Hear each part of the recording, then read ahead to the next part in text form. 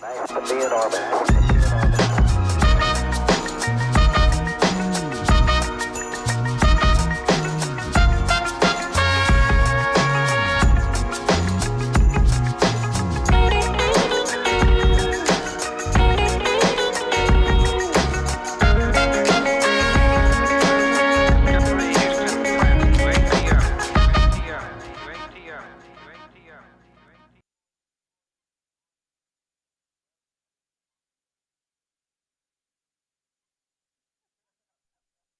Oh yes, we got this. Okay, that's it. So, there we go. There we go. There we go. Well, Say it again. Say it again. Morning, guys. Morning. Good morning. Good morning, guys. Welcome to Sip and Chat with Azem. And of course, I'm here with the lovely Jade, Gwenny Grenadito, CPL Martha Stewart, Think It's Beyonce Johnson. How much I could pay for you to stop saying that?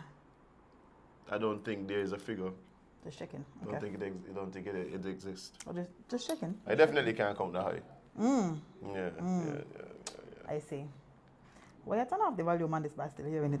I don't know. But guys, welcome. Welcome. We're back. Yes. I know y'all cussed us out yesterday, boy. Not cuss out. Maybe a friendly reprimand. Oh, okay, let's go with that. A friendly reprimand. Mm-hmm. But yeah, we'll get to that. But again, thanks to all the people who are logged in, all the people who are looking at this after it's actually broadcasted live. Indeed. Yeah, we appreciate you. Big up yourself this morning. Jade, how you doing? I am well. I feel refreshed. Oh, you look fresh. The Yeah. Kingsters have been telling you look fresh this morning. I call me here. I need to try that. See what effect you may have on me. See if you have a similar effect. Yeah, all I need to do is call me here, you know. Yeah. But where you went? No, I haven't seen you since, when I see you last Friday? Boy, well, I had a, Oh, well, yes. Well, I had a, well, what's that movie called? I don't know. Oh, when they were supposed to get married. And Wait, what? No, wait. You didn't invite me? Wait, friend, wait. Oh, okay. I'm trying to remember the movie where they were supposed to get married. They carry their friend on a vacation.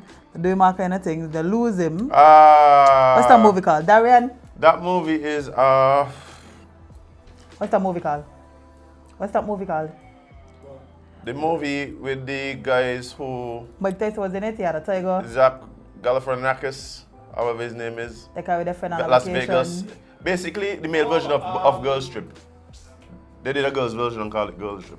Yeah. Mine was Girl Strippers. Okay. Hangover. Yes. I definitely was on Saturday. Big up to the resident movie buff.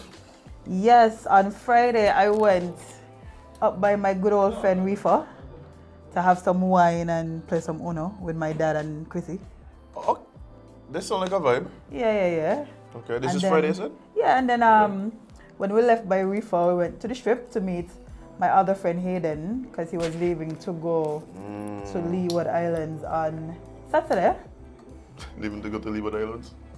He plays cricket. So, I know, but they just so funny. Oh yeah, no. He plays cricket, so he went. He was leaving St. Kitts to go to Trinidad to play some matches. Wow. And Hayden, it's Hayden's fault. Okay, let's hear this. He decided he wanted to see the. I don't know if you've never. Well, maybe. I don't know if you've ever been to Zambia. You see them like the cups on fire. Yes. Okay. Well, me and Hayden clearly forget that the alcohol they're pouring on the cups running down in the drink that they want us to drink. So they gave some straws. I was like, drink it. And I was like, yeah, fire. Yeah. So- who don't want to drink fire? Right. So we Sound like a drank good it. idea. And boy, everything well left from there. Thing went left. I fell in love with a whole stripper.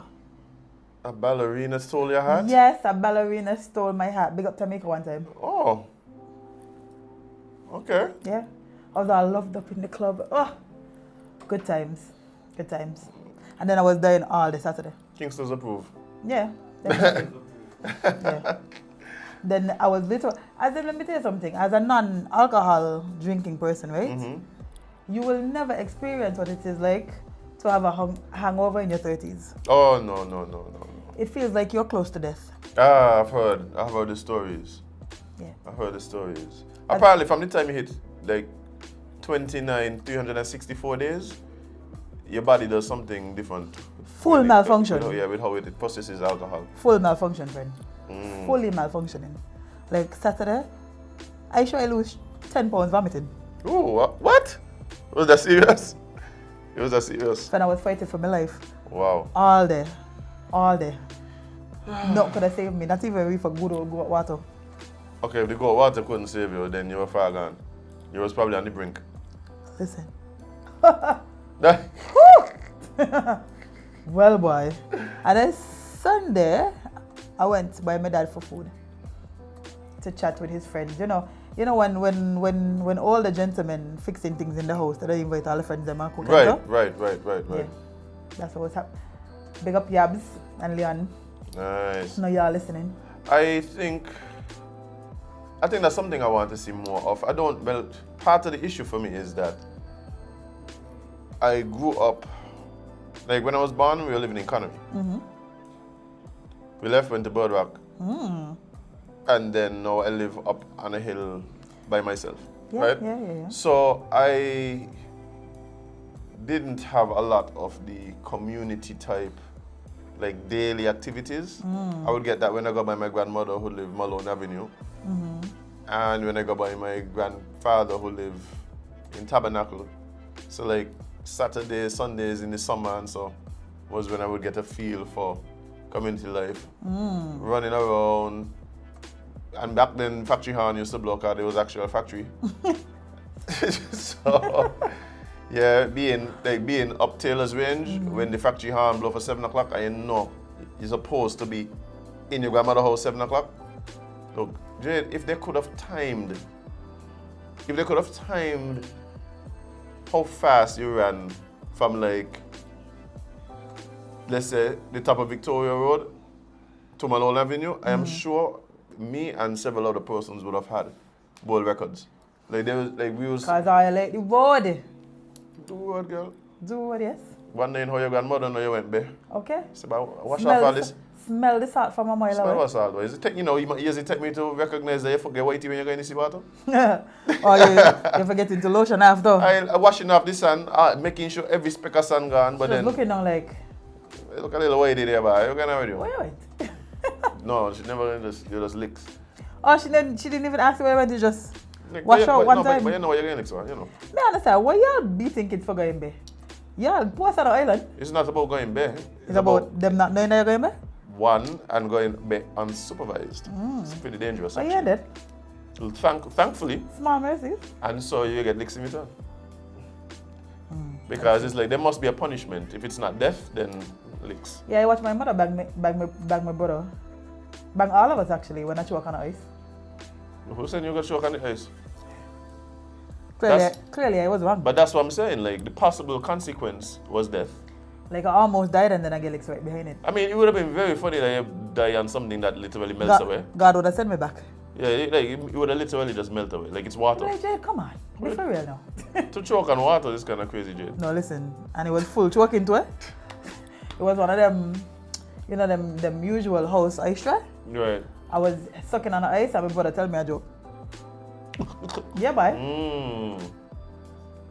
Your mother went to bang it there. Because how she could explain you let your child dead from water? So she banged me because I survived? I don't understand. Yes, Jade. Oh, wow. That shit just dead. Jade, no, you're supposed to be thankful for the licks because the next level of punishment was God? Yeah. I see. It wasn't going to be punishment, it'd be judgment. Listen. Thank God for small mercies, I'm still here, guys. So, I tell you, I nearly died a couple times in my life, well, you know. From small to now. Well, no, actually, I almost died as an adult in a long time. Not that enough. Yeah. Not that enough. But I'm going to tell you something. I keep saying this. We really just have to be thankful because by the time you hit, let's say 13, 14, the amount of things that you would have had to barely escape to make it to 13 is crazy. Listen. It's crazy. From the time you're a baby, they're taking up nail. Concussions. You're taking up, you're falling off a bed. You're falling out a tree. Off a roof. By God, no, he didn't make the children bones them so soft. Because if it was us now, it would have been home to glory. Yeah, let me go drop out the tree now. No, you're going in, friend. You're going on a t-shirt. Expeditiously. If you fall out at you right now, Azem, you're going up with some clothes. Yeah, it's crazy. It's crazy. Yeah. So I'll avoid that. But how was your weekend? Interesting. Did you fall in love with that ballerina as well? No. Oh, damn. No, there was no ballerinas in my weekend, unfortunately. We're going to fix that one of these weekends. Looking forward to it. Yes, yes. Let's see. My weekend, Friday. What was Friday? I can't remember. Wow. My days are kind of running into one. That's what I'm starting to recognize. Yeah, They're just yeah. punctuated by SipNchat. But it's all one day and then And they these just, episodes ain't even days no more. yeah. That's kind of what's going on. I remember what I did that day based on what the episode number was. Oh, episode 19 I did this. I don't remember if it was Tuesday, Wednesday, Thursday, whatever. I don't know. But I spent my weekend actually working with Mishka. I did mention that. Mushka. I did. Too. I did mention this on Friday before we left. That Mishka had a show in Nevis. So we went over and did that. That was for the Nevis Aquatic, I don't want to say association, but I think it might be. I think you might be correct as well. Right, so they kept an event where Mishka performed, and that was, it'll just be a vibe. Whenever Mishka back in Nevis, it'll just be a vibe. So you need to get Mishka on the show. Let's chat to him.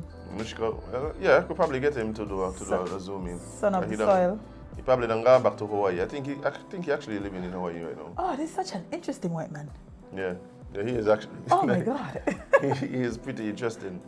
He lives in Hawaii. He's from Nevis. He does sing reggae. What? Yeah. He's definitely one of those. Oh, vibe. So yeah, it was definitely like people came out, and then we left the following morning and went to Anguilla. Yeah. So, Yeah, guys, it wasn't me just not wanting to wake up yesterday. Azem just was not on the island. yeah. Should have been back, wasn't. But So it happens sometimes. so I went to Anguilla and Somebody messaged me when they see me send out the thing that we don't not doing the show. They said, tell the people I'm not in Anguilla. As if you're running for vacation and just want to do the show. No, he went to work, guys. So yeah, we went to Moonsplash, which for those of you who don't know is like a reggae festival put on at the Dune Preserve in Anguilla hosted by Banky Banks. You know who had the best time at Moonsplash? Who? Sunshine. Oh, well, I don't. I could have tell who was at Moonsplash just from Sunshine Pictures. Oh, well, let me tell you something. Sunshine is a regular at Moonsplash. I believe. Since I've been going to Moonsplash, maybe 12 years now. Like, you need to carry me next time. What? yeah, and Sunshine don't just be down there, you know. Sunshine is literally the cook. Listen, Sunshine might have been the host, the cook. Sunshine is the everything. The everything, because everywhere I look, I picture Sunshine with somebody. I said, where were you finding to take all these pictures? Sunshine in the kitchen, and Sunshine there, everybody feel good about the food. Oh yes, I could listen. I understand. Yeah. I remember we asked Sunshine a date, eh? Yeah, we do. We work it out. I done had mine multiple times. We'll work it out. Yeah. And so he went down there in a greenhouse band, and I must say put on an amazing show. Oh, nothing. I wouldn't expect them to do anything less. Yeah, put on an amazing show. It was quite an experience. I don't know, just now I get dizzy. Wow. What the hell? Take it easy. You had one of them flaming cups. Listen, I don't know what I'm just now. I turned left, turned back, everything went dizzy. Yeah, take it easy. Just settle Yikes. down. I'm gonna need a bread and beef from From where? up by Nigel. Nigel? Oh, boy, the bread and beef from. This is what I want for breakfast, I tell you now. Okay, got you. Okay. I got you. So yeah, well, that was a whole experience because they had because they had the night before, the Saturday night, while we were busy making music under the moonlight in Wally. The stage was collapsing in Anguilla. They had a little mishap. The stage was on the beach, so the water decided come back for Wise Mind. So they had a little thing. Nobody got hurt or anything. Oh, And there wasn't an actual mercies. collapse. They just decided to not finish the entire lineup that night. I mean, it So, makes sense. but what that meant now is that people got to see Maxi on the Sunday night, Maxi Priest. As in, yeah, carry me. Now I'm offended. Now I'm fully offended. Why wouldn't you carry me? You was busy liming with Yaba and Len or whatever you say. I don't know. Yeah, but they would understand. They would understand fully. Okay. But yeah, so that was a cool experience too. So he came on after we did our thing then. Oh, so I miss Maxi, please. Yeah, I need, man, let me tell you something. One of the biggest things that take away every time I come from Moon Special will be like, why we don't have reggae artists? God bless. You make it Tishan reggae artist? Yes. Yeah, God bless. The one thing I'll go down. We don't have one. Because God, I mean, hear me God. I mean, let me not say we don't have one, but you know what I mean? Yeah, they prefer to sing gunman song. If y'all would just sing a little reggae between the violence. Time like these, I did just miss Masood by. I know. I don't miss my friend by. Maybe we have, what his name? Well, Yeah, I'm just going to repeat the name you just said. We have, how much you put a name? Crucial Banky. yeah, but that's what I say. It's not that I was going to say we don't have any, but do we have any artist that was born in the 80s? Anyone that was born in the 80s actually singing like reggae music? I don't think so. Friend. Yeah, so. We need to bring that back. And the problem that I have with that is that like people don't understand reggae is the most traveled music in the world. Like more traveled than hip hop, dancehall, soca. Like it's the most traveled music in the world. Every continent, probably including Antarctica, has a reggae festival. I know who would be good at reggae, Dijo, you know, because he just got a voice for it. I think Dijo would be good singing anything you want to sing. Anything at all, so sing some reggae, friend. Well, I don't know. I think you need a. Reggae is a kind of spiritual thing. Yeah. Like when you hear them Obi with him come in, you just got the vibe, you know. You need the right energy for that. Yeah, well, you just need to chant a psalm. I see what. Yeah, but it was so good seeing a lot of old friends, people I hadn't seen in a while. It was most especially is always a vibe. Next time you carry me. All right. Okay. But here the joke now. I don't know if you noticed, but today makes officially 1 month since we started. Happy anniversary to us and all of the sippers. We made it a month. Oh my gosh. I officially want to say thanks to everybody who helped make this happen. We have a bunch of people who've been supporting us. Rooting for us. Yeah, and come on board in whatever way. So we appreciate them immensely. Yeah. Big up. Well, let me get into the shenanigans of the nation. So there have been a bunch of robberies over the weekend. I don't know what's happening. Yeah, I saw. So I leave for like 2 days. Anarchy. Wow. Chaos. I'm back now, guys. Relax. Calm your tits. Nobody ever tell you that? Nope. Oh. They know we can fight. like that's fighting was Jade. If you tell me that that's you saying, let's fight. Really? Yes, Jade. My particular brand of masculinity would not allow me to just accept those words. What are you saying? Everything is fighting words to you, and the other thing means the violent one. But that's why you don't get in any conflict at all. Imagine that. There's always the overreaching possibility of violence, and so we remain cordial. Well, besides robberies, the police seized 4 firearms and 3 bulletproof vests in search of seizure and seizure. You can't just tell me there was robberies and then don't give me some details. Oh, sorry. So one, I read them last night. One was a lady. She was going home and a man in a mask ran up on her and tried to pull she bag, but she screamed and he won. And then I think it was a business place was the other robbery. Yeah, that's what we're doing now.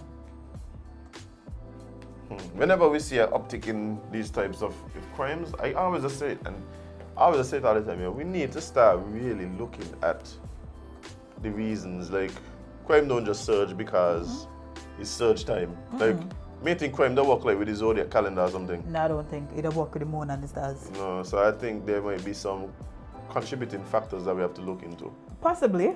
And robberies, I need to Google this. The robberies go up with hard times? Like when people fall on hard economic times, robberies. I mean, I don't even think that's a Google that needs Googling. Every time you have it, they're taking it from you. Yeah, and robbers is one is I don't mind scammers. Oh yeah. But robbers I can. Yeah, no, okay. no way in that. But yeah, as I said, the police seized 4 firearms and 3 bulletproof vests. What were y'all preparing for that y'all didn't tell us about? Because where they seize these things, and how they find out about it. Excuse me, I don't know. There will be the things I don't want. Well, the authorities have reported the seizure of several firearms and bulletproof vests following search operations conducted in 2 communities. Apparently, it's a secret. Oh no, that's it. In a statement from the police, officers found 2 Smith & Wessons, 38 revolvers, 1 Brownie semi-automatic pistol, and 1 12-gauge shot. What are they prepared for? Angola's coming back? Not as far as I know. No, you were there recently. Nobody told me anything. How the energy was? They were planning to come back, but not in that. But not in that capacity. For music first? No. Okay, so. For you, Jade. But I was trying not to say anything, but. As you meant to map and then bring back a boyfriend. Anguilla. Sorry, as in meant Anguilla and bring back a boyfriend. I don't want a boyfriend. Bring me back, me. Oh. Keyword in there. I didn't hear the me. Double underline. I didn't hear the me. Somebody said, oh, look, in Anguilla number 1. No, he's not. How this person even knew that? Are they from Anguilla? Yeah, but how they know? Oh. Yeah. Big up yourself. Probably saw you actually. I don't. Maybe. I don't know. Well, they found these things on a property in Greenlands. 3 bulletproof vests were discovered and seized by the police on March 7th following a search. Investigations into the matter is ongoing, of course. There's no investigation. Somebody tell her where it was. Yeah. So, they still have mold at... Everywhere, Jade. Oh. All over the government. Well... all over the public service, there's mold, Jade. Yeah. Well, So where the mold is now? Over by the courthouse. Okay, just you read it. We read the article because I don't want to say what I'm thinking right after that. I think you should. But repairs to Sir Leeronie Judicial Complex delayed because of excessive mold presence, says AG. 9 months on, the mold situation at the come on, you're petty. He had to put in a bad.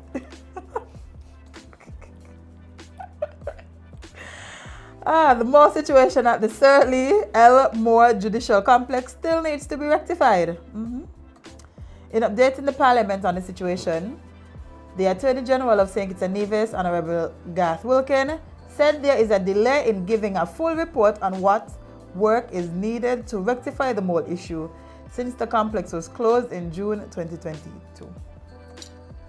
The courthouse closed, Salah? Yes, Jade.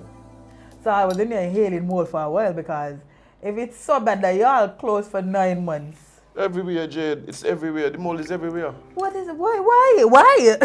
Because no one decides to monitor these things. And then what happened is there's always, they ignore it for another 6 or 7 years until somebody gets Not sick. 6 or 7 months, 6 or 7 years. 6 or 7 years, Wow. Jade, until somebody Wow. gets sick and there's a threat of a lawsuit.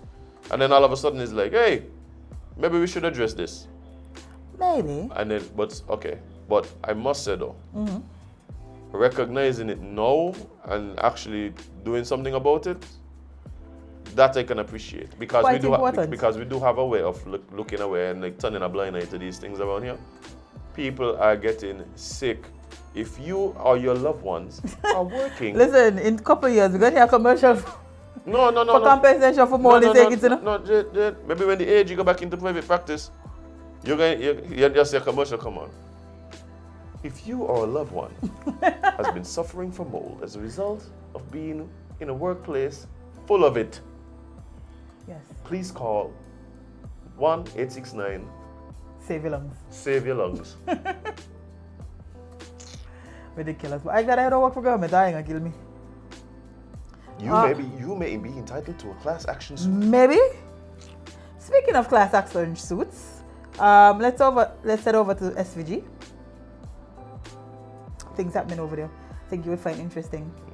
So it says SVG government gets legal equivalent of a slam dunk in vaccine case. The High Court Monday gave the St. Vincent and Grenadines government what Attorney John Thomas described as a legal equivalent of a slam dunk in the coronavirus vaccine mandate lawsuit.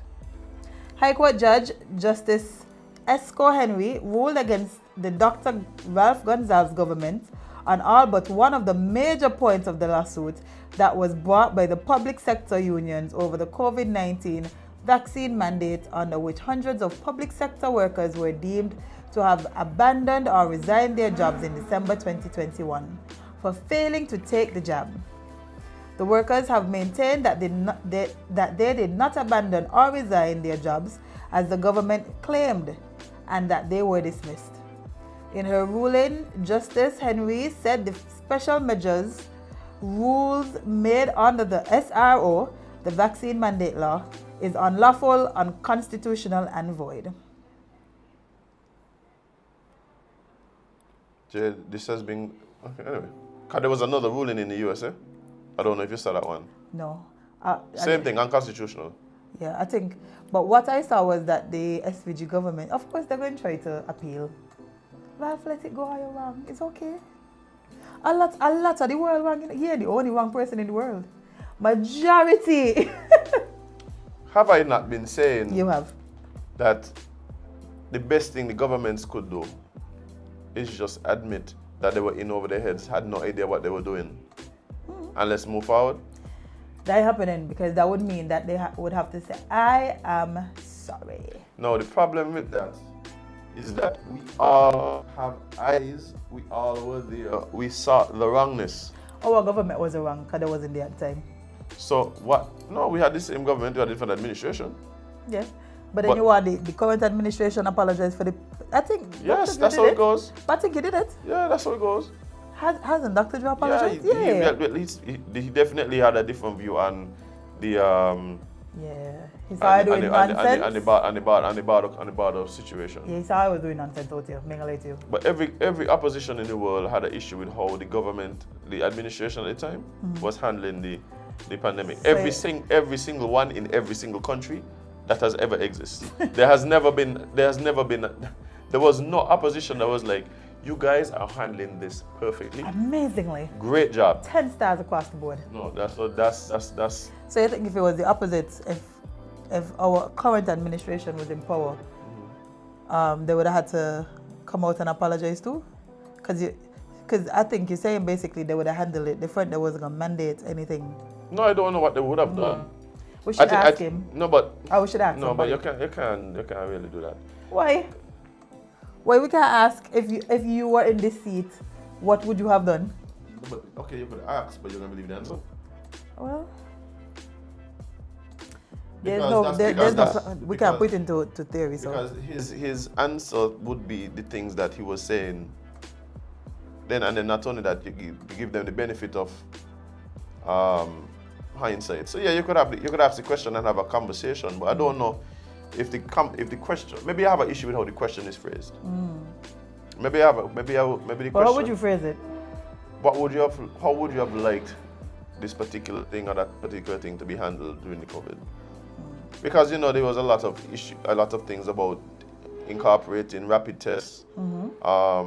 There was issue with politicizing COVID, right? And not only COVID, but the border closing. Yep. Right.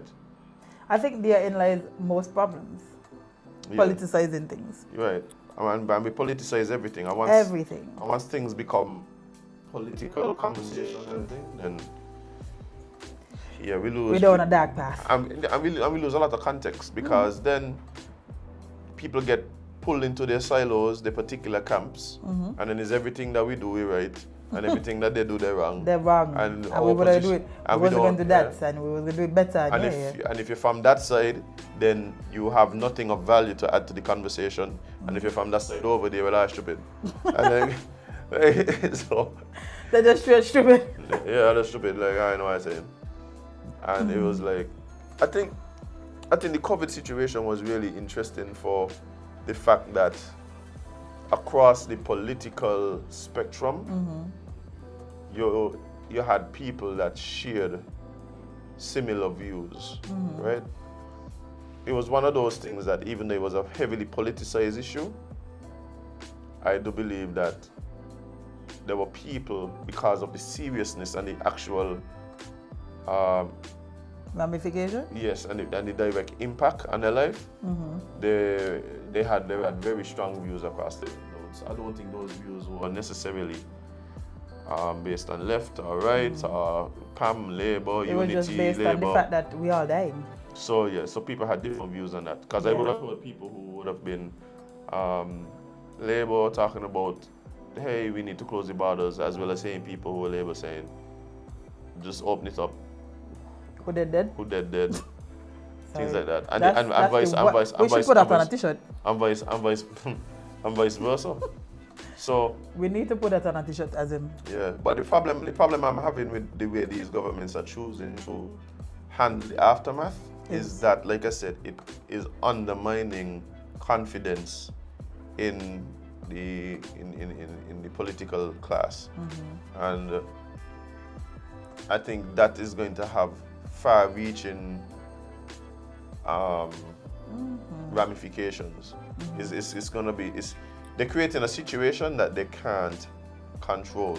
No, and the thing is, we're forgetting that anything can happen. Like a pandemic might just be a one-off thing in your government, but suppose it happen again.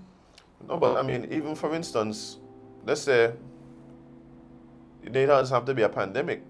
Let's say there is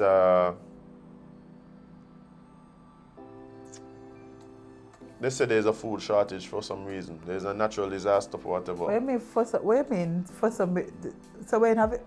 That's No, not. we don't have a food shortage here. Lad, man, you're going to, the shelves them stocked right now. You're going to the supermarket, food can't done in it. They don't show away food and all. Every minute they got sale, say, they're bringing down the price, and they say, hey, and the people wasn't seeing it when it was on the shelf here. People couldn't afford it, bro. That's the only reason. That's the only reason you got Yeah, to I mean say, there's food shortages in parts of the world. Yeah, That's well- what I mean. Not necessarily. Oh, yeah, We're not not here. saying it's not. No. No. We just can't afford it. Ain't that short. We just can't afford We it. just can't afford it. And that's, yesterday I was there telling one of the Kingsters, I said, but I'm going to stop eating. I mean, I'm going to just wake up in the morning and forage. oh my God. See what grubs I can find. Yeah, we're going back to them old days. Yeah. Matter of fact, when I go outside, I'm going to pick a lettuce. Yeah, go. Just forage and see what you could find. I mean, see what grubs are around or whatever. Yeah. Yeah, that's why you're going back to Go it. back to the primitive times. It's really making no sense now. You go in the supermarket, things going up by like $10 overnight. 10. I went to a coffee spot yesterday. I given the woman the thing I've been paying for the coffee like last week. The woman tell me that ain't enough. I said, excuse me? I mean, not enough. I don't buy this here like all the time. When did it rise? And the thing ain't even raised by like a 70 cents. The thing gone up by like $3. Oh, How you could get 1 cup of coffee and it gone up by $3? How that even possible? Like overnight, $3 here? maybe they're trying to put us on a diet that and they didn't tell us. If they rise the cost of food, A win diet, no? I wouldn't diet. They're telling us to fast and pray. Yeah, but the point I was making is that let's say there's a natural disaster or something, the government puts things in place to keep order, to ensure that people get what they need, prioritize certain things, whatever. And that only happens with the cooperation of the public. The problem is that people are more and more questioning everything that the government Now they says, cooperated again, man. everything the government does. I don't know why I got. Well, And so it leads to a situation where the obvious outcome is chaos yeah. and anarchy. Well, we don't tell them if anything like this ever happen again. They're going to just go spare us like what? Yeah, there's no, well, I can't come in a vaccine again. I see somebody still pushing. I said, give it a rest. It is not happening. All the people who was like on the vaccine train, heavy. I know a lot of them feel stupid. A lot of them feel stupid. They'll never admit it, but a lot of them feel stupid. No, they're gonna say, yeah, I was wrong. We probably overdid it. They're gonna say that. I've only heard one person say what I know a lot of people feeling. Please don't one person. I can tell you what the person is. Okay, what they say? The person say, I can't believe I really take the vaccine for bubble juve.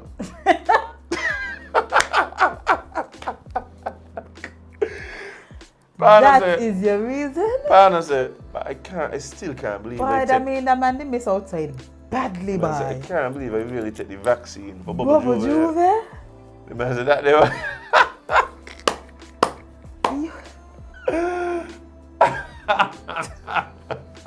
Of all the reasons. Oh, Bubble juve had to be well sweet, boy. No, but I think there were a lot of people who take it for CPL, and there were a lot of people who take it for Carnival, Jade. Jade, we know. We know. We know they were, yeah. Me ain't gonna lay out nobody, but yes, people took vaccines specifically for CPL. You mean me, no? Yes. I know, cause I could feel you like boring to me. Oh man. See, my thing was, I knew that from all the things that the same people telling me that the vaccine was telling me, that I wasn't the most at risk. I knew I wasn't at most at risk. Like, I wasn't old. Right? Aren't you? I'm not fat. No, you're not. Right? I fish take care of that. Yep. I'm not old, even though I'm happy now a little bit. Anyway. Congrats. Yeah. Where you seen it? Because it's not fat. I'm putting on weight, but not fat. Like I checked the scale the other day, I was like, wait, what am I here? I found like 10 pounds in a month. Yeah. 10 what? Yeah, like maybe like a month and a half. Not bad. This is what it is, Jade. I'm on it right now. Okay, as it. Don't let me Me take too, a you shot know. in here. Don't let me take a shot in here. No, me, no. Cause you ain't gonna want me. You ain't gonna do me, you know. Right now, that real hot thing in the world, eh? Real hot thing in the streets. You ain't gonna shine my friends. Sorry. Love it. But yeah, there was a lot of, like, I knew it wasn't the most at risk. I knew most likely if I got COVID, I would be okay. Especially the water down COVID. Yeah, we ain't get super COVID. When COVID was legit killing people from the start, eh? Listen, that was the scariest thing on earth at one point in time, you know. Like just the word COVID. 2 words triggered you, COVID and lockdown. Yeah. But I think the governments, I kept saying this even while it was still kind of under like the COVID protocols. I kept saying the issue is that the governments really should be looking realistically at the response, right? There really needs to be a proper post-mortem of like the government's like response, and this isn't something that should be done locally. So like country by country should do that, but also just worldwide. Just the way that things were handled, the way information was put out, the way that the countries interacted, all of this, everything should be looked at how it happened. Hey, remember when they tried to fool us with this regional travel bubble? Remember when everybody balled out the bubble bus? The bubble didn't last a day. Did it even? I don't think they blow it up? But I think it was Antigua just blew up the bubble. Whoop. And pop it. Just pop the bubble, yeah. People was like, you were hearing all sorts of things, like maybe they need to be everybody coming into the region needs to go to one island, and then from that island go to the other islands. So then, and so I was there telling the person was telling me, I said, so which island you think gonna do that? He said, island because they're gonna get a lot of tourists. I said, you know what they're gonna also get? A lot of COVID numbers. A lot of COVID. A lot of COVID numbers. So, which country you can, like, let's say it was Antigua, right? Since they're like a hub or whatever. Let's say everybody flying into the region had to fly to Antigua. Get checked, go through the whole process, and then depending on your status, you can then fly off to, for instance, St. Kitts or St. Martin or wherever, right? You think when Gaston realized like they're on a blacklist because they got 6,000 positive cases. At some point, he's going to be like, hey, I take our people. Speaking of Uncle Gaston, and I know it's late, but every time I hear Gaston, I hear late. You see that actually, I didn't know Uncle Gaston doing it. You see Uncle Scarrett begging all the other prime ministers to invest back into Leat? Who are you talking to? Who you mean? You mean the black hole known as Leat? He needs to give it up. Give it a rest. It's not happening, buddy. Put the hands of Leat into an actual airline manager and y'all step away. Let the man or woman figure out what needs to happen. Because Leat only issue is management, you know. Management is Leat issue. Leat had every competitive advantage. Ready-made market. In with the governments. In with every... And now I still late feel by. Wow. Governments aren't made to engage in private enterprise. So just leave them alone. Uncle Scarrett, beg JetBlue or some one of these, Richard Branson or one of these people, let them help you out, because we Prime Minister busy. Yeah. He can help you. I see him was talking about the healthcare system, you see that?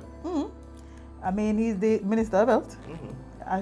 No, I just haven't seen it. I didn't get to see it. Remember, I was kind of running around. Yeah. Something with the nurses, training. training. The nurses and okay. Yeah. Doing the Lord's work as he should. Yeah. I got to check it out.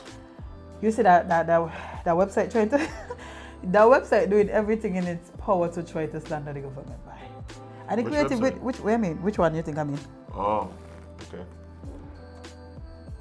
You said website as opposed to that's what's from you. Oh, sorry. You mean that so-called media page on Facebook? Yeah. Oh. Yeah, that's expected. The devil works hard, but that page works harder by. Hey, let me tell you, hold on, before we even go down this road, I need to tell you about this. Can someone please tell Miss Jennifer Evelyn to give me a call or reach out to me? Or somebody send me her number, please? Sure? No. No. Actually, I don't have an issue with her at all. Oh, okay, just, ooh. I don't have an issue. You like, 1 minute, you don't. No. I don't have an issue with her personally at all. But I think there's some things that I need to bring to attention. I think she's the step director. Listen, so kind lady. I want to talk to her before Thursday. Because before Thursday? If Thursday come and me and talk to her, I'll better off by. We dragging on you. Meaning I like to you. Thursday, 8:05 a.m. And I call in him about, I'm telling you all about my experience. No, because you know what I have to do. Meaning I like to you. Yeah. So before, I have, what today be Tuesday? I got a day and some hours. Yeah. Before we cross out time. Yeah, somebody until they reach out to me, man. Don't worry. Just tell them call me. Anytime after 10:30. Oh yes. Oh, he can't check your WhatsApp. Somebody said, check your WhatsApp. He can't do that. Yeah. I can't check my WhatsApp. Go ahead. Anytime after 10:30. Alright. Oh yes. But somebody can let me know the number and we'll talk and start it out. I tell you, we just gotta start dragging the institutions, them, you know. The sad part about it is, all we just want to do is help make things better, yeah. Yeah, when. But then for some reason, when you try to be nice about it, people don't take you on. That's why you gotta cuss them out. I don't understand. That is my first line of defense. Cuss out are you. And then things just happen, and then we can have conversations. So you just got to set the tone. Yeah, let them know you're serious from job. So if you come with this nicey thing, they take you serious. What the list of people for me to cuss out for you? Jade is still waiting at there. You're still waiting at there. When you be at school, you gonna come out here and Jade. And you gonna roll to the door? We can to the door? You gonna roll in the next room like this one. Listen, I got it out there. Anyway, when I'm talking to I again, I can just come in here because I was for Azem. But he's afraid and me afraid. No, ain't afraid. Okay, he's not that he's afraid. You know me, Jade. He's more nice than me. I like to consider myself professional. So you're calling me unprofessional? No, since you ain't the one who doing business. You're right. That my business. Me mixing nothing for nobody. So I gonna cuss out of you. Yeah. But one of them. Matter of fact, even if ain't that nice lady, somebody from the office with the ranks, call us quickly. Quickly. Yeah. Expeditiously. Yeah. Because it won't be sweet on Thursday. Telling you now. Yeah. Anyway, but I think. Who is Miss Mac? Miss Mac? What happened? Me no, that's why I just figure out. That person message you? They follow me. Oh, nice. Well, Oh, she said sugar? Sip and Chat. That might be one of your ballerinas. When did she see me at the strip club, aye? Listen, I had a fool. As in, I was wild in the strip club, you know? Oh my God. All in the front of the... I said, strip club, you get up. Watch it. Kingston's curious. Predictable, boy. Kingston's curious. I know. I tell you so. I said, strip club, you get up. Oh, wow. Yeah. All in the chair, you know, the chairs in the front? Yes. Oh. Big up Jade one time. It's all in love. Ah, bye. I understand what T-Pain was talking about. I fully understand. No. No, it's a thing. It's a thing, Jade. Yeah. It's a thing. But I was saying that, you bring up the whole oil thing and so. There's one particular group. This isn't like any one particular organization or not, but there's a group. And people been telling me A group, oil? No, when I say a group, like a subset of society. Oh. Right? And I just be like, why this seems to be a trend. Right? Which group could this be? Which subset? Is it the people who are... Political parties, Jade. Okay, Political parties. I said I know. You're making me political go parties. shopping time, so just... They gotta stop it, Jade. They gotta stop it. Like, them is the ones that being afraid to, like, to think. I get to the point I can just, like, start laying it out. You still get it to the point, Azem? No, because there's things in the works. Oh. So you just kind of lay. Because elections was 6 years ago, you know? Jade, And they still ain't pay. crazy. They ain't pay from election before elections. There's Me know you're getting this, though. No, not even me. Like, I ain't got as bad as some people. I ain't got as bad as some people. I know some people tell me, describing to me the situation I have with somebody, or in them and they're talking about Dwyer. I said, Dwyer, everyone in how long? Dwyer? I said, Dwyer, everyone in how much I'm telling you? Uncle Dwyer? Uncle Dwyer be walking across the golf course, enjoying life. You talking? Give him a call. Maybe he don't forget, man. I feel like at this point... No, not him. Not saying him, but he was... Like, you're saying how old the administration was? Yeah. Can I say, Uncle Dwyer ain't on nobody, man. Lord. Crazy. Yeah, men feel like I built for that. Like, men built for people owing me past a certain time. Yeah. I either get antsy if you owe me past 3 weeks. It does make sense. I showing up at your workplace and so. Because what you got me money so long, and you don't get your work, that I stay up all night and do. That's how it goes. Crazy. Somebody said I could tell her that's bang man. Me know what I mean. Have you ever gotten that energy from me? Answer slowly. You ain't got to watch it. Jade, I probably have to have the Kingsters go to the splash before I answer this. Because you're going to embarrass me on national, like... No, friend. I would never. Okay. No.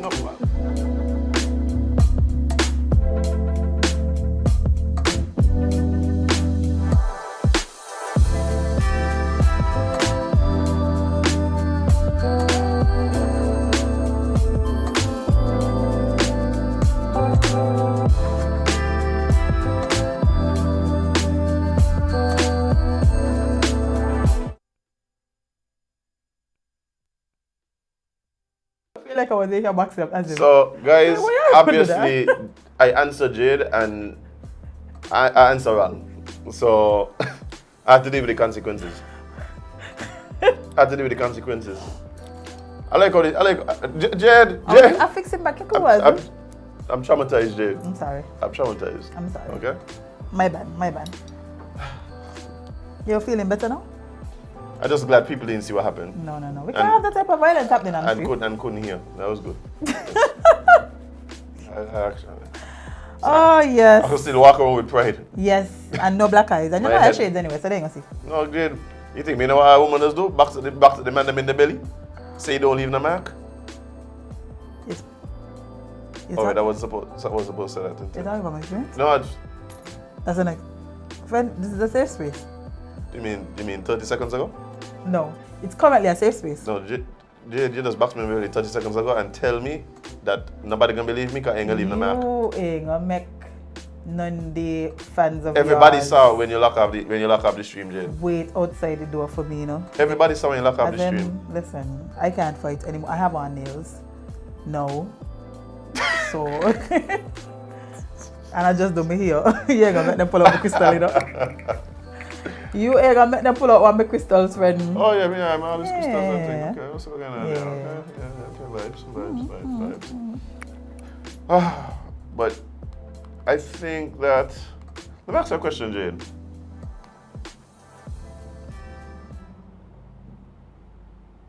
You want it, how should I ask this by?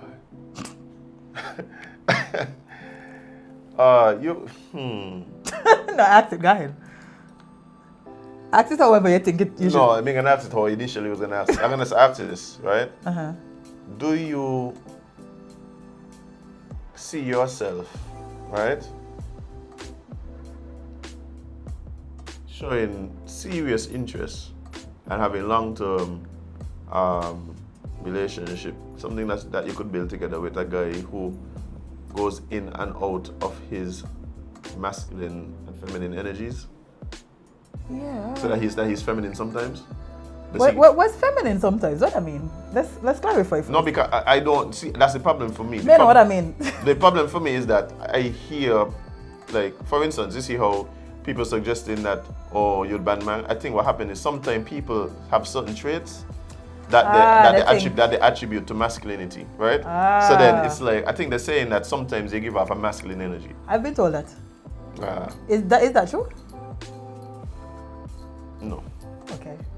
Praise the Lord. I think what happened is, I think the things that they're talking about, I don't associate, like, explicitly with masculinity. So I wouldn't say that. Okay. But I have heard people. I don't know what I mean. But I have people like speak up. Like, for instance, I have had women who tell me things like, they have to be masculine at times, and I'm like, do I get to choose when I could be feminine? Yeah. And then what does that do for your image of? But may know what I mean, so I can. So, but you don't tell me yes. Oh, I thought you were asking personally if you could choose it. Yeah, but if you don't know what it is, how you could answer? Maybe you know what you mean. No. So you choose. Is you choosing it, friend? No.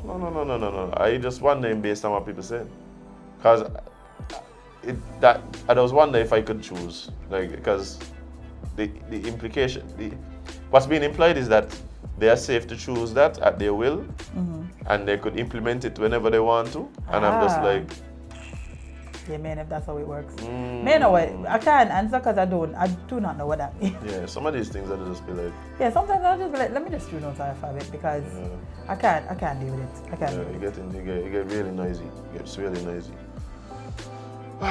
You have this weekend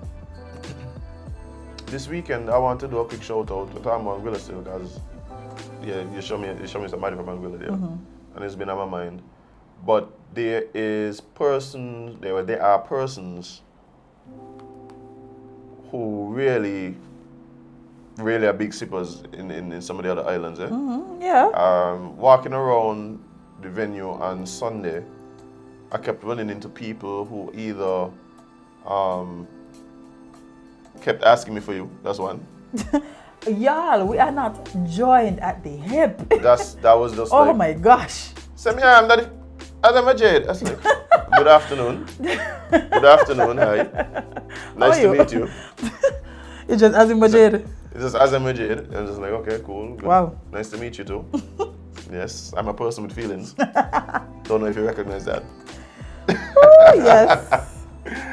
And then there were people who, of course, might have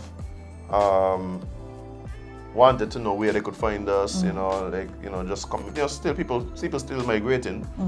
People still migrating and coming over. So I took about 4 phones from people and gave them links and everything. That's all I just do. I ain't even explaining how to find me. Just let me see your phone. Yeah, let me see your phone. And then Yeah, so that was real cool. So I just want to big up the people who Love us internationally? Yeah, the people who aren't based here. And some of these people aren't even, I don't even identify as Kititians. Some of them are just really like Anguillians. I mean, what's not to love about us? Yeah, I'm drawing a blank, man. I'm drawing a blank. You say I got people in the comments think I'm begging for you, but hey, I did was bad enough. So you don't want me to be honest on the people? You don't want me to be honest? They said they hear. They said they hear. They hear a quick squabble up the audio. Again, I'm trying to hold on to my reputation, so I'll just not say anything. Oh, somebody said, Jade, I'm aggressive. Don't traumatize as in my head of me, please.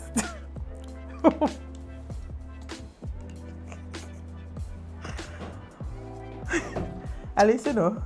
Feel like a blows back, but this is a Well, blows back. listen, Beto. This is a blows back. Beto, what I'm trying to say with that? All she's saying is leave that for her. Leave the trauma to her. I don't. That's all we don't feel like now? No, maybe she just doesn't have that healing energy. Ah. Everybody can't have all the energies. That's true. Everybody can't have all the energies. Somebody got to be what did I say? Toxic? Nobody healers would have a job if they want people who do things to make you get healed from. Big facts. Yeah, Healers wouldn't have a job. It's all about balance, Jade. It's all about balance. Yeah. All about balance. All about balance. Yeah. But no, guys, I don't. You don't want? Jade, just you ain't got more articles, huh? Yeah, but I don't hate men.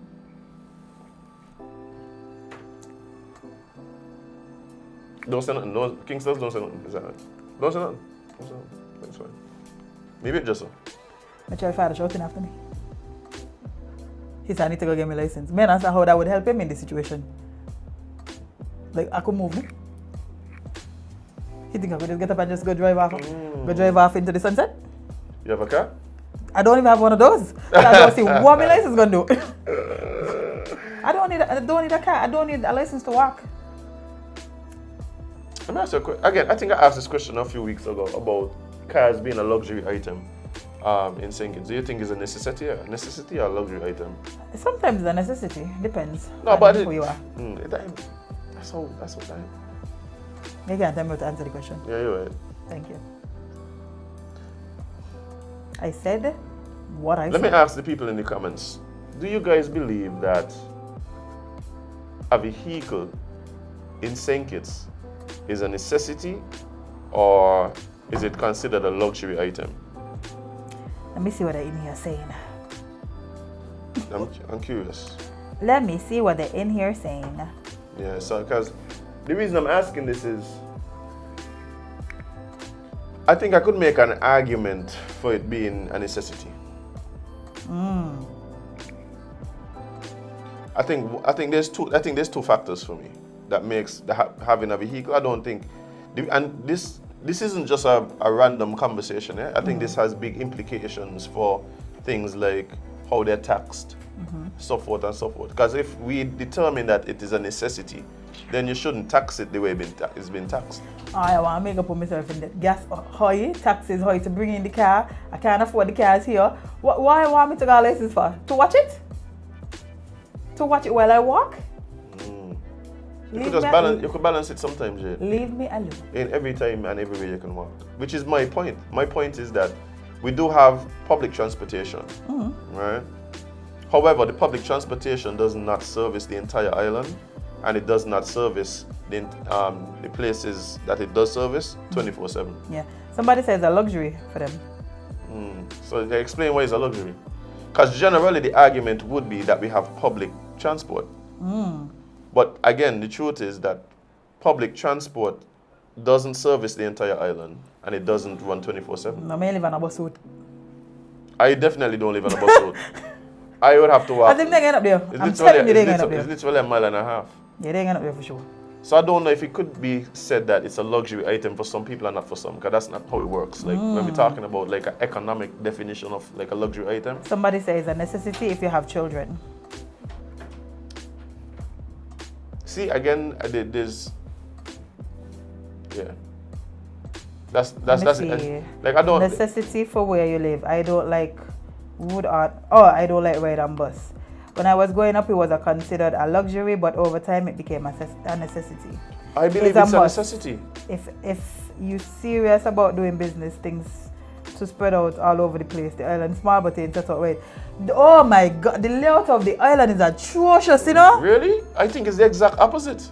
Azem, Explain this to me. Like I'm very like this is a nice conversation. We stumble onto something. you here. might feel like I think because St. Kitts is one of the most organized countries in the world. well, we've not been all over the world, so we're talking about where we live. Okay, so explain this to me. Maybe 'cause it ain't even necessarily the layout, but it's where things are placed and the fact that you can't find them. Explain this to me, because You I'm can't lost. Okay, for example, we speak about business entity, not business, government entities all the time. We could never find them. But that's not an issue to do the layout.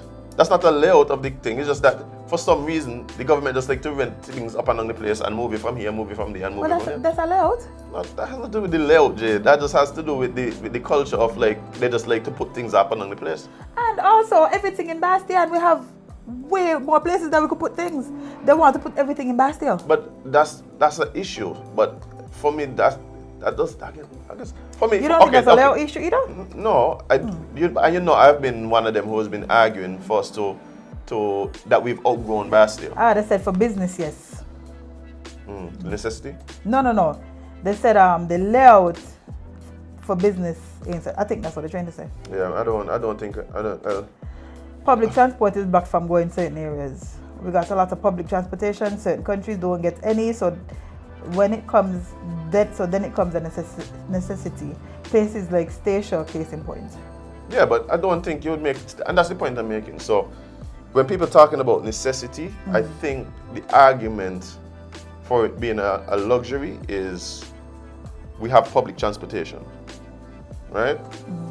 My counter argument to that is public transportation does not cover the entire island and is not accessible 24/7, as well as it is not friendly to people with certain who are differently able, right? It is definitely not. So, and because for me the point is, the reason why this is a thing for me is that, you know, the government has to classify these things, because that then speaks to how it's taxed, how it's dealt with, duty, all them kind of things, right? So my point is, maybe I just have a comment to read when you finish. Maybe I just want the car them come in cheaper. Yes. And nothing is wrong with that.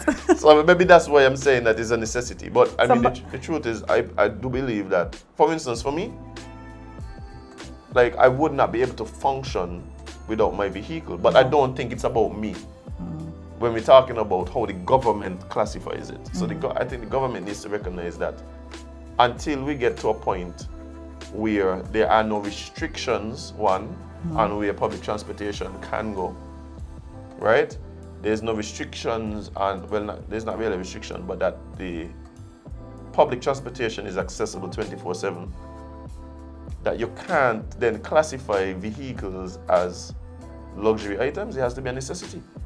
Because what that says is that there are parts of the island that are inaccessible unless you have a vehicle. Yep. So how then do you tell me? So what I would say is that they would have to classify the vehicles as being a necessity, but then they can have a cutoff where vehicles then become luxury vehicles. So that might be based on price. So for instance, vehicles under a certain price get taxed at a different rate because they recognize vehicles are necessities. Yeah. If you're bringing in like a Porsche. If you're bringing a Porsche, then that might incur a higher tax rate because that's a luxury vehicle. Well, somebody said, I had this conversation with the chamber about this. It's a luxury now because of how the island is being developed. Necessities are no longer in walking penis distance, i.e. supermarkets, spread out commercial spaces, spreading out. Oh, sorry, they said it's not a luxury. It's not a luxury now. Yeah. So if it's not a luxury, it's a necessity. They're just in penis. I think that was No, Jade, I believe it's a tricky thing. You want to read? Do you want to read? I mean, that's all wrong. You see? You're setting me up for failure now. Do you want to read, sir? I have proof of this, you know. I'll believe you this time. Okay, thank you. I'll believe you this time. But yeah, I think that's the thing. Now, back to the layout thing quickly. St. Kitts for me is one of the most organized. Like when I look at, maybe because I fly into a lot of countries, right? In St. Kitts, everything is laid out on a grid. That's one. So like Basté is a grid. You could see the grid, right? You could see roads Hold going on, this way. Fazio. Somebody say FYI cabinet said they want to move duties on cars. Okay. Big vibes. So we'll see. Yeah. We'll see what the car importers say. But you were saying we are Yeah. the most. So when I look at St. Kitts from above, everything. Sorry, he said boss. Buses. Oh, you type car accidentally. Got me all excited. Yeah. Anyway, yeah. So you were saying we most laid out. Yeah. So everything's laid out on a grid, right? So it's roads. So even if so that's one. Then these communities are perched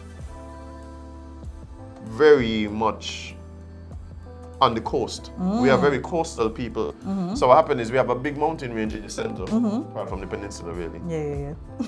And then there's an island main road that you could literally drive right around the island. Yeah. You know how much islands you just got to go to and then turn back and come back the next level.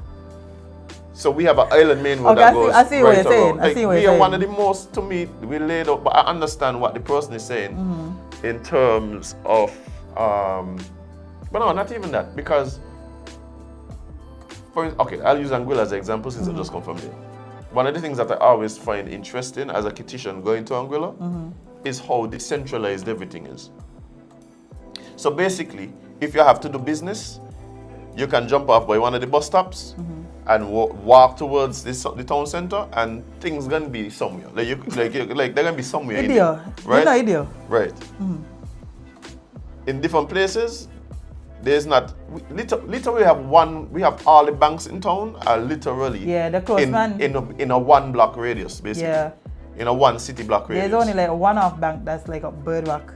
No, but that's a branch. Yeah. That's a branch. I'm talking about you have access to all of the banks. Main banks, in a thing, except for, well, I guess you could even say that it's in a 1 block radius still, because Development Bank is like across Central Street. But from between 4th Street, go across Central Street, come down West Square Street, and come back across Bank Street. It's literally called right Bank Street. For a reason. Right? So, yeah, so things are all pretty much there. The only issue that we have is today, it's like you're trying to play, can you find it with government institutions? Can you find it? Can you find it? Where's Waldo Boy? Yesterday, walking up the road, somebody was like, yeah, I'm up there, is your culture me? They're not Victoria Road still. Like, but so that's kind of what happens. Like, I don't think the actual layout is thing. I think we have outgrown the cities now. But like I was saying, if you go to like Anguilla and thing, you drive down this road going down there, like you got like a bakery down there. You drive past, you go this way, there's a maybe a supermarket. This road looks abandoned, but there's a huge villa down there. Like no, that's how it is. No, that's why I'm laughing. Yeah, that's how it is. And then you go it to just looks abandoned. You go to like the VI and so everything in the hill. Like everybody lives on a hill. Yeah.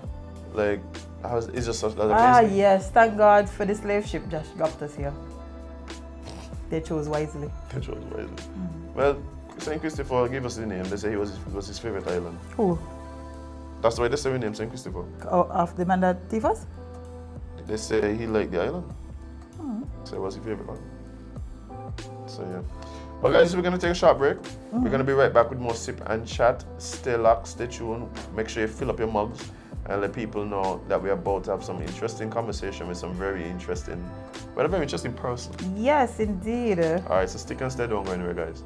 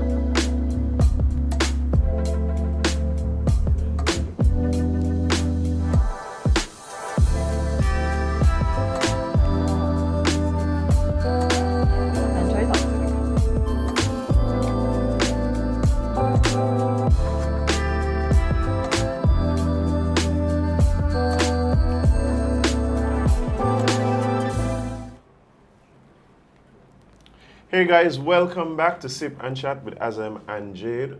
But we're actually joined by a very special person here, here at the Sugar Factory. We have in studio Leah Chatterton, Assistant Secretary in the Ministry of the Creative Economy. Yes. Leah, how are you doing? I'm fantastic. Happy to be here on Sip and Chat. Congratulations, by the way. Thank you. Love the you. initiative. Thank Everything's sweet over here at the Sugar Factory. Look, we're tackling. Listen, we're trademarking that. But Leah, I'm happy to hear that you're doing so well, and thanks again for the amazing well wishes. But you're here not to just hang out and make amazing taglines. No. Apparently, you're here. She has work to do. You're here in business. But I mean, of course, before we even get into specifically what you're here to talk about, you work at this new thing, this thing that seems to have just kind of come up, right? And She does? yeah, the creative economy. We didn't have that before. That's true. I feel like last year I was on Island Tea with you with a very similar thing. You're right. Very similar thing. Very much so. Yeah. But it just goes to show how we are evolving, understanding the needs of our country and of our creatives. So the creative economy is essentially a merger of the Department of Culture and what was the Department of Entertainment under the recent Ministry of Entrepreneurship, Entertainment and Talent Development.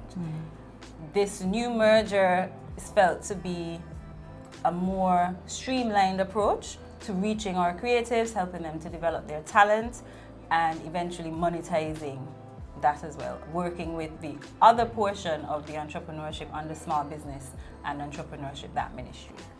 Okay, so it really does. It really does seem like consolidating a number of interrelated sectors of the economy. Is that's a good way to put it? Yes, I would say so. Minister Duggins understood his overall goal for not just small businesses and entrepreneurs, but creatives within that sector. And he felt it necessary to give them their specialized space.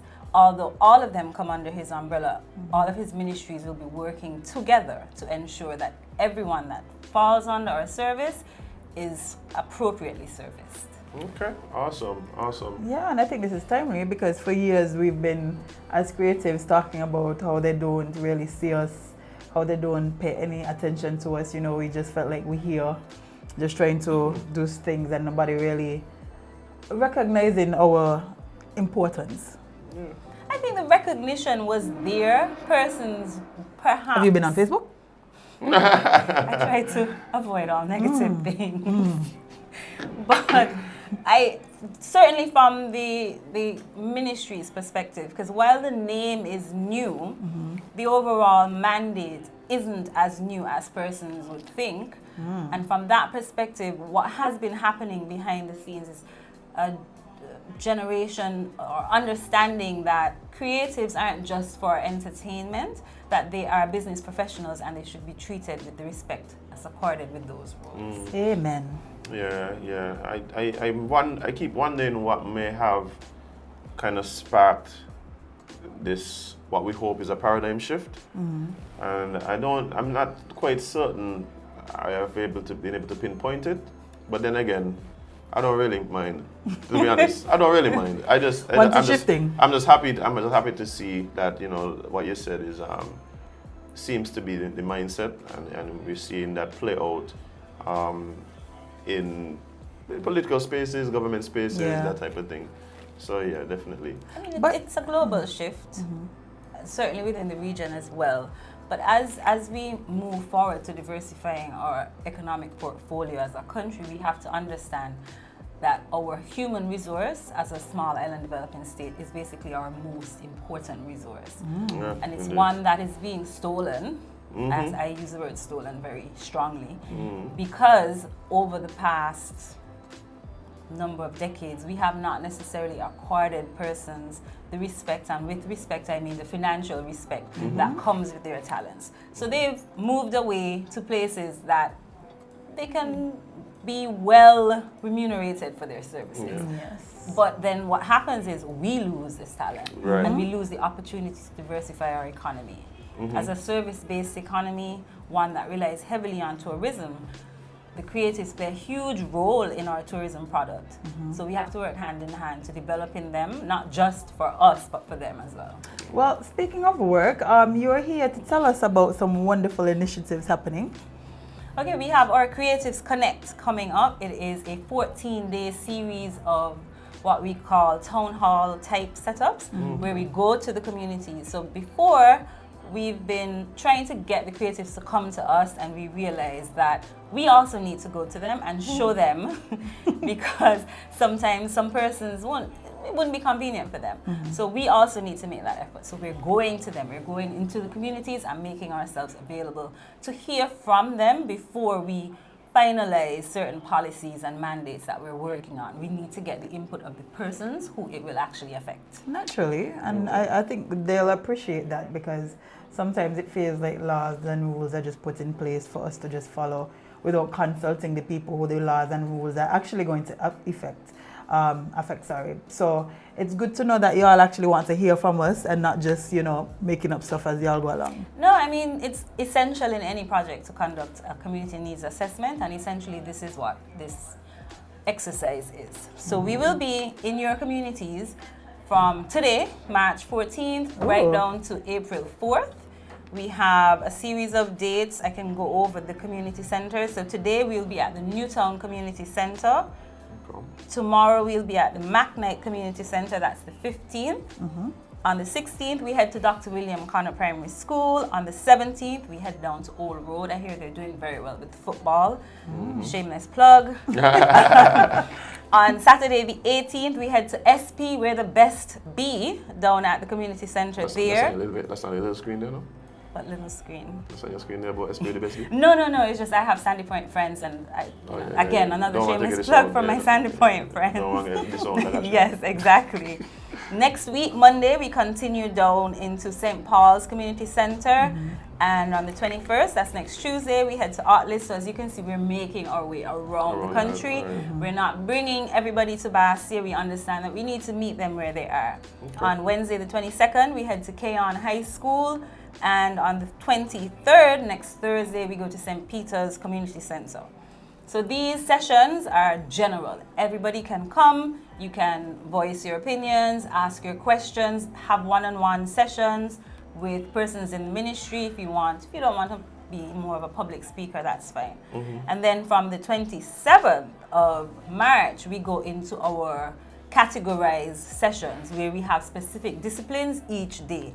So on the 27th, we have folklore and tradition bearers. So that session is strictly for those persons, and they can have more of a one-on-one type, and the whole session will be dedicated to them. On the 28th, we have... Hold on, before you even continue. And these sessions are going to be allocated in one place, or where's that session going to be? The folklore sessions, we're going to have those. Once we target them at the general sessions, then we'll identify places for them. Okay. So they'll know specifically. It's several days for that particular discipline. Okay, gotcha. So then on Tuesday 28th, we have the culinary and craft. On the 29th, visual arts and literary arts. The 30th, which I think we have more people, performing arts. And on the 4th of April, promoters, entertainers, and service providers. So let me boy. You put all them in one room? Without security? What? They'll be fine. And if you're wondering whether or not this applies to you, or you are creative, let me just give you some indicators. The entrepreneur who thinks up one new idea after another, a crochet or knitting artisan who crafts unique designs, if you're a songwriter who spends more time in the studio writing, if you're a calligrapher who creates designs just for happiness, if you're a novelist, tradition bearer, dancer, photographer, videographer, anyone at all in the creative industry, if you do anything that requires you to use your creativity, we are inviting you to come out and have this discussion with us. We know that you are experiencing unique challenges. We want to hear from you in order to be able to address them. All right. Well, I mean, this does seem like something that is important and Definitely is. And necessary. And I love the fact that it's moving around too. So people get an opportunity to kind of, No one left behind. Yeah. And is this gonna be streamed at all, or is it just like, is it you come to the session that is? Yes, you come to the session. Unfortunately, there's no streaming. Okay. Got you. And if you want to know what we'll be discussing, so you can prep ahead of time, the sessions run from 5 to 8, and I know you think that's a lot of time, but trust me, as soon as you get there, you blink once, maybe a half additional, and then the time is gone. So from 5 to 5:30, that's the think tank hour, well, half hour. So you will get to write down on a sheet of paper any creative ideas you think the ministry should take on. So it's like a suggestion box time. And then from 5:30 to 6:15, that's when you have your one-on-one consultations. So you consult with a member of staff, and there again, you get to share your ideas. Some people are better verbalizing than writing, so they get that second opportunity. So if we miss anything in your writing, we can capture that verbally. Then we move into the more formal part of the evening. From 6:15 to 6:20, we have opening remarks, where you will hear from either the minister or permanent secretary, depending on their availability. Then we move into the open floor. I think that's the part where you're saying needs security. The open floor discussion. So basically that's where you get up in front of everyone and you make your comments, ask your questions, etc. Then we also have some time for a mixer, because one of the important things of being in business is knowing who's in business with you and knowing who to connect with. And this gives you an opportunity to be around the room and understand, okay, if I'm in music writing, then here is a singer. If I'm a singer, here is a music producer, etc. And then you can make those connections. So we also want to help you with that. Oh, sounds lovely. And that's on a daily basis. You Y'all can have follow snacks? us. Yes, we will have snacks. Light refreshments will be served. Will be Please. there. You can mix without a little light refreshment. I'm just asking important questions here. Yes, I mean, I wouldn't advise for you to come with your hungry belly, but light refreshments will be served. They heard that. I will come be expecting dinner. Right, exactly. So, because we know that's one thing about Kittitians. Food always has to be present, and your event will go from a 10 to a 2 very quickly based on the quality of the food and drinks that's on offer. Yes, indeed. But I'm really enjoying listening to what people can look forward to. Again, it's very timely. There's many creatives all across St. Kitts and Nevis. What about Nevis? I was about to get into that because that question will come. Yes. No, we haven't forgot our Nevis persons. We're going to do a similar thing in Nevis as well. Oh, perfect. Because it's a bit challenging based on the timelines for them to come down. Of course, they're welcome. Anyone can make it. But we're going to look into having their own session over there with them as well. Okay, awesome. Well, I'm hoping that there are people who are hearing this and are already identifying which one of the Creatives Connect events that they're going to attend. And ideally, they should attend at least 2. One of the general sessions in their area, and then one of the sessions, the specialized sessions. Okay. So, Some persons may have to attend multiple specialized sessions because some people are just talented like that. Yeah. some people involved in all kind of things. They do it all. Yeah, someone very much over here with locks and... Oh, so what are you into? Pardon? What are you into? Not me. I met you. My locks are fake. They didn't know that. Why would you let yourself out? They didn't know. I would never. That. Anyway, they kind of says we let OJ. Yeah. No, it's fine. No, it's fine. But I am excited as well for this opportunity. Working with creatives has been a joy. It has also been a struggle. But when you understand what they're going through, you really just want to make their lives better. Yeah, and it's been something that they've been going through for years upon years. So COVID was hard for everyone, but especially for the creatives. Yep. I think recognizing that, it's good to see that there is the opportunity now for people to kind of express what it is. And the thing for me too, just in the name, the creatives and persons who are obviously gifted in bringing ideas to life, right? I mean, these are the people who you want to have these kinds of conversations with. So I want to encourage people who are going out to go with your ideas, go with a mindset of, hey, how can we collaborate to make things better, not necessarily just go and cuss people and lay out all the frustrations of the past 50 years. We know. Because we know we've been in these meetings sometimes where that's the tone of the meeting, but from what I can tell, the idea now is more of, hey, what do you need? What would you like to see? And we're actually listening and want to implement their suggestions. So hoping Exactly, that and that's what it is. I mean, even under Moment, there were similar sessions, and one of the things that came out of that was we need to have specialized sessions. So yes, you can have all of us in a room, but there also needs to be a space where everyone in a particular industry can come together and collaborate. And so that's what's happening now with the specialized sessions. Plus, there were persons who may not have been in the industry then when Moment did those sessions. So these are things that have to be continuous. They may be new. They may be new to Correct. the So in order for you to capture everyone, because maybe someone felt, oh, I'm not going to that one that was held 2-3 years ago, but now they're more interested in it, so they'll come. So we really encourage everyone to come out. And when you come out, as much as you listen, we also want you to speak. We want to hear from you. Love it. Well, guys, make sure to catch one of those sessions.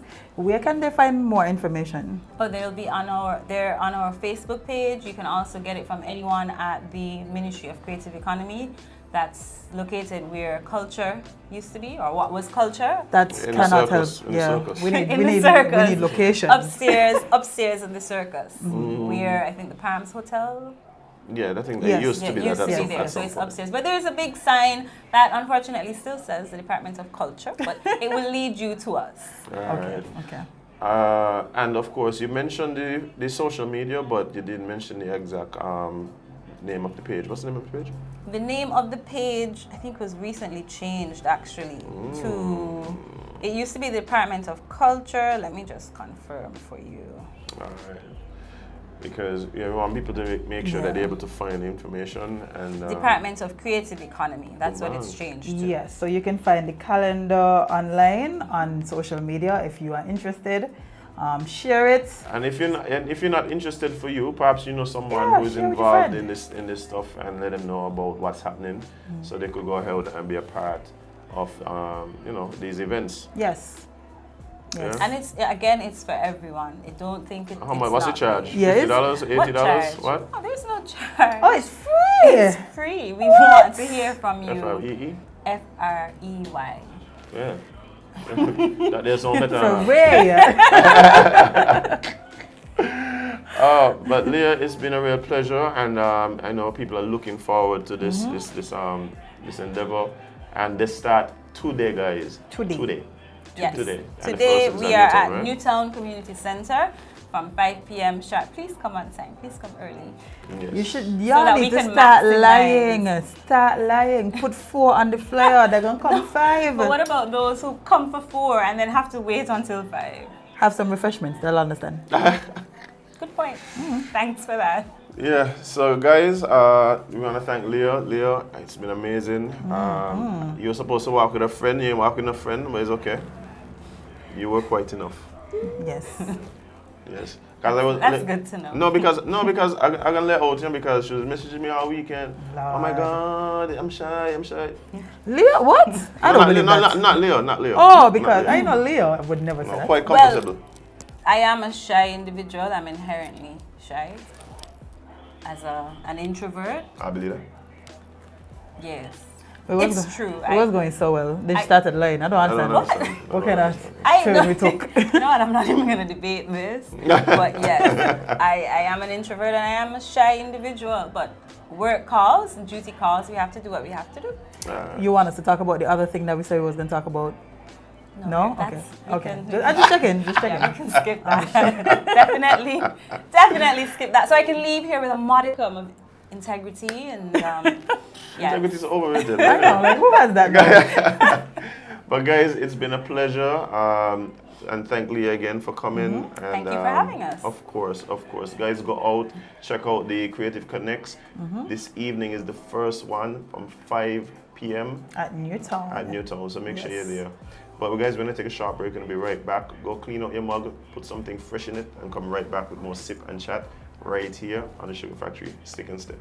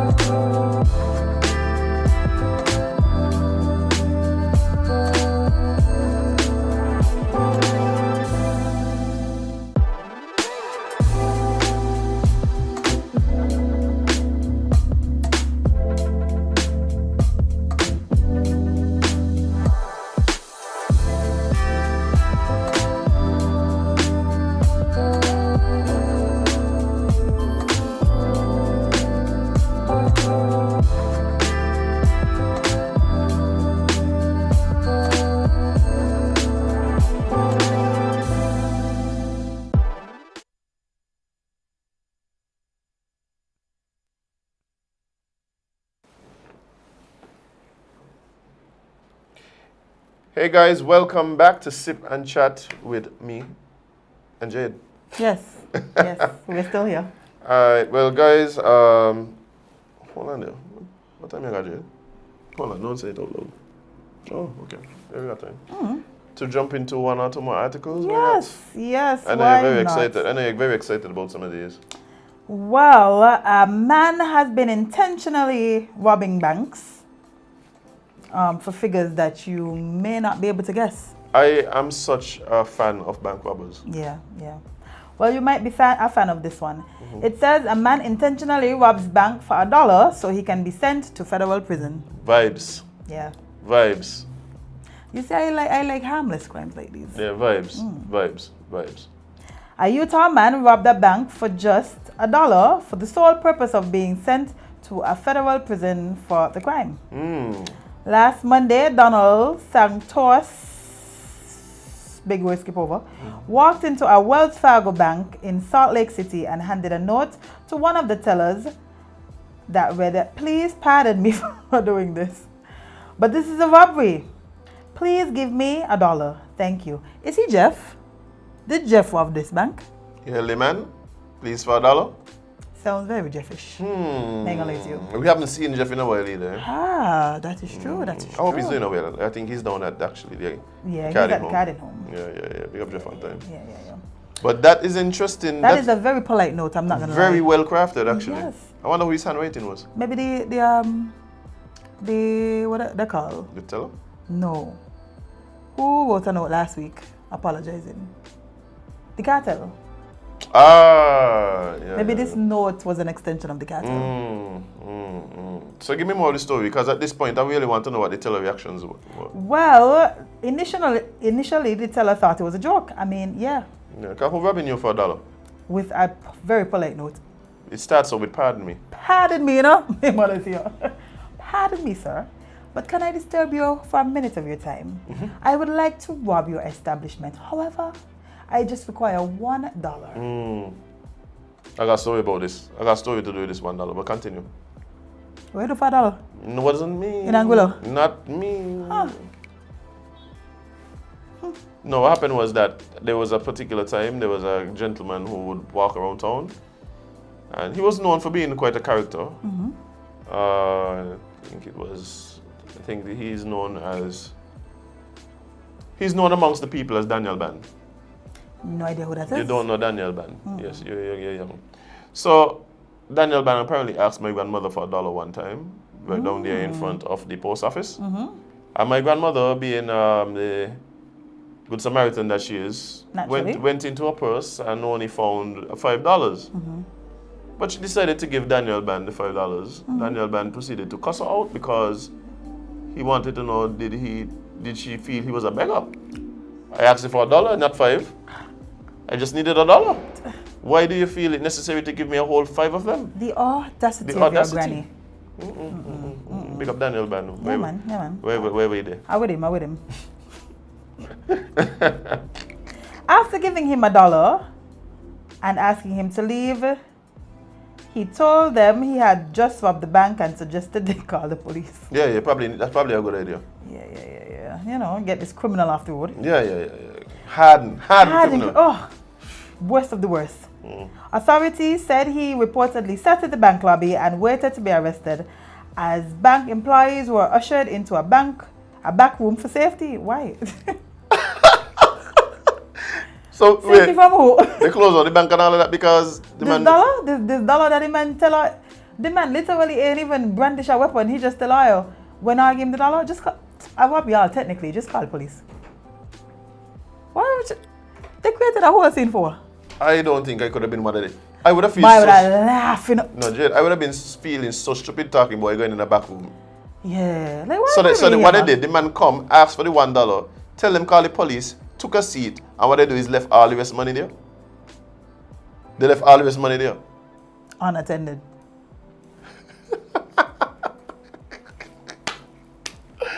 I love it. Something feel like equality in my shot. What is? Jade! Wait, I can't grab Jade. them, so I can't grab them, so. Jade! I was scared for a second. I didn't know what was happening. Okay. May know something feel like equality in my shot, but you know, I can't do what I need to do to get out, so. Hopefully, they bite me.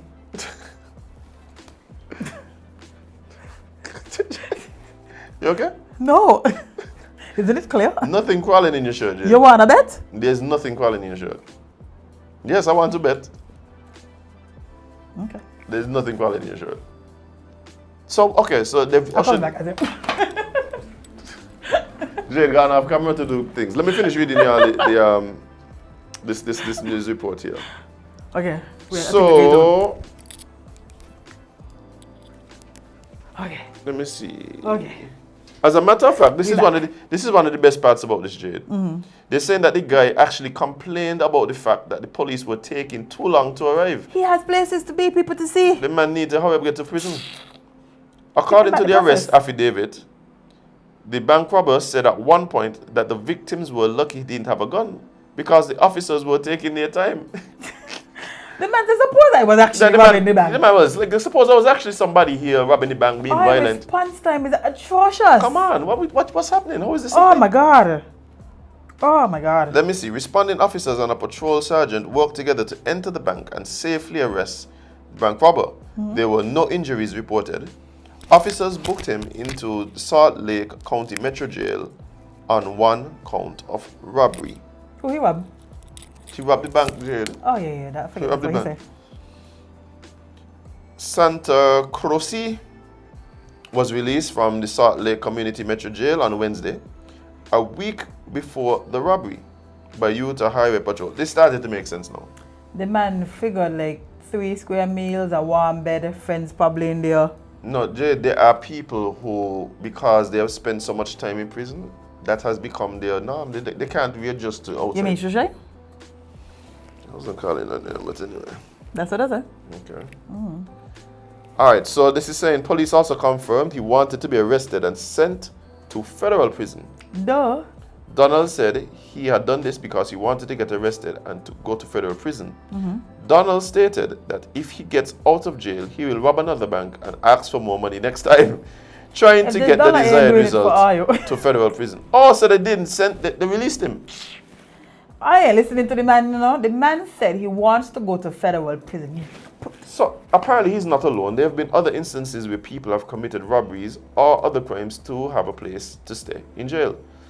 As a matter of fact, I know people that have done this. Like personally, I've met guys that have done this. You know how hard your life got to be? Oh, maybe in a hard life. No.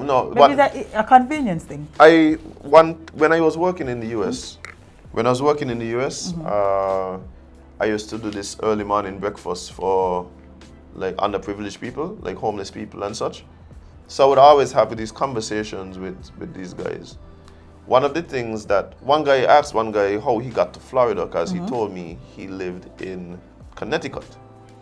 And he said he hitchhiked to Florida because it was too cold. And what was happening was during the winter, he would have to like go to like the coffee shops and stuff like that to get the forecast. And what would happen is when he recognized that things about to get a little chilly out there? When there was gonna be a blizzard or like he would have to commit a crime to go to jail. Yeah, the money about to freeze. So he could get out of the I with him. So I asked him about like homeless shelters and so he said, "Boss, homeless shelters ain't for a man like me. Homeless shelters generally they lean towards women with kids and stuff like that. So a lot of them would be full. So yeah, first preference. Yeah, so the easiest thing for him to do was literally just commit some kind of crime, maybe break a window somewhere, walk in, he say he would maybe like go in and just like take up a bottle of water, make sure he on camera, and somebody could arrest him. So that's a thing.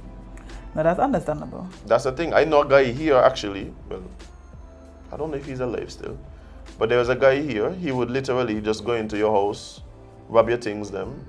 So you come home and all your furniture out your house, and everybody know what you just go and he tell you, no, it's done by the gut. Like say you take your stuff, put them down by the gut. Just put them outside, no? Cover them over with a tarp and so make sure they're safe, and then you'll send him back to prison. I wonder if he was from Harris's. I think it's Harris's he was from, Sadler's somewhere over there. Yeah, but he would put this stuff in the gut, and down in the back somewhere. Safely. Some empty land, cover it down and everything, make sure you're good. Yeah, because it doesn't really want. Yeah, try to rob you, just want to go to jail. Just want to go to jail, yeah. No, I understand. I think this could be with last story. It says, I'm 24 and my husband is 85. We want to start a family. Okay. A Mississippi woman who married a man 61 years her senior says she's ready to start a family with her new husband. I mean, naturally, Kahin, despite the fact that he's a decade older than her own grandpa. Miracle Pogue, 24, met hubby Charles. Of course, his name is Charles. What's his name is Hubby, and her name is Miracle. Like, this is. I don't even like this. No, his name is not Hubby. But her name is Miracle though. Okay. Maybe his name is Hubby, You're gonna be. His name is Hubby Charles. Maybe. No, her hubby, Charles. But it's gonna be a miracle if Pano could. Anyway, let's continue. While working at a laundromat in Starkville in 2019, with the pair forming a friendship that turned romantic a year later. Aww. They look cute together, ain't it? Yes. I know. Charles proposed in February 2020 and the couple went on to wed last summer. Miracle told Kennedy News at the moment that she learned about her husband's advanced age. I found out in a conversation when we asked each other our date of birth and he said he was born in 1937. Listen. I mean, how are you keeping yourself well, man? Watch your... The man looks strong too, you know? Jade, when I plan when I 87, I could pull anything. Not saying that I would want to be in that position at that time. But you want to know you have that type of sauce. Yeah, Jade. I mean, yes. Saucy grandpa. I never even placed his age. We just wanted to see how it went. I don't care if he's 100 or whatever, man, or 55. I like him for him. I thought he was maybe 60 or 70 because he looked so good. She added, how is that thing, yeah? Yeah. He's always up and active, I bet. What the happy couple? Yeah. Look. Yeah, more power to them. Yeah. My only issue is that I don't like when older people do these things. I find it selfish because of the child not being able to actually go up with your parents. Because Charles ain't got much left in him, man. I mean, he's 85 now.